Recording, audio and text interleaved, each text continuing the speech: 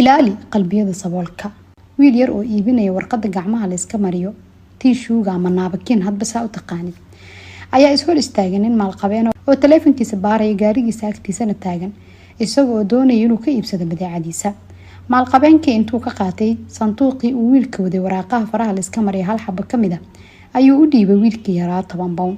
yarkii wuxuu damcay inuu siiyo intii uga soo hartay lacagtiisa, laakiin ninkii wuxuu u sheegay inuu mar walba ku iibsado 10 pound oo lacagna loo soo celin, qiimuhuna intaas yahay, isagoo dareensiinaya inuu shaqaysto lacagtaasi calaashaan sadaqada uu siinayo aanan muujinaynin. wiilkii yaraa wuxuu la cararay 10 pound oo ninku u dhiibay, wuxuuna hortagay dukaan kabaha lagu iibiyo. si fiican ayuuna u fiiriyay isagoo eegaya kabihiisii duugoobay iyo kabaha quruxda badan ee suran dukaanka hortiisa. laakiin nasiib daro, kabaha uu calmaday wiilka waxa ku qornaa in qiimahoodu ay yihiin 250 pound. ninkii maalqabeenka ahaa ayaa arkayay wiilka oo ku maqan eegmada kabaha iyo qoraalka qiimaha ku qoran kabaha. intuu galay dukaankii ayuuna cabaar kadib ka soo baxay isagoo dhoola cadeynaya.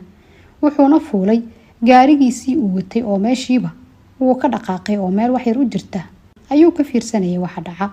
wax yar kadib ayaa ninkii dukaanka lahaa wuxuu bedelay qiimihii ku qornaa kabaha, wuxuuna ku bedelay qiimaha kabaha inay 10 pound yihiin. wiilkii yaraa ayaa markii uu arkay in qiimaha la bedelay si degdeg ah u soo galay dukaankii, wuxuuna iibsaday kabihii isagoo u haystay in qiimahooda hoos u dhac lagu sameeyay ama qiimo dhimis. kabihii cusba ayuu la soo baxay isagoo ay farxad iyo dhoola cadeen wajigiisa ka muuqato, wuuna xirtay kuwii duugaha ayuuna iska bixiyay maadaama uu lacag uu shaqaystay ku iibsaday kabo dooqiisa ah. farxadiisa caadi ma ahayn.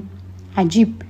dulucdii ujeedada sheekadan aan ka baran karnana waxa ay tahay in aad iyo aad ay u qurux badan tahay in si qarsoodi ah wanaag loo sameeyo oo aan lagu faanin, iyadoo la tixgelinayo dareenka dadka saboolka ah. dhammaan bini'aadamku waxay leeyihiin isku kalsooni, qab iyo qalbiyo la ilaaliyo. sidaas daraadeed aan ilaalino qalbiyada saboolka.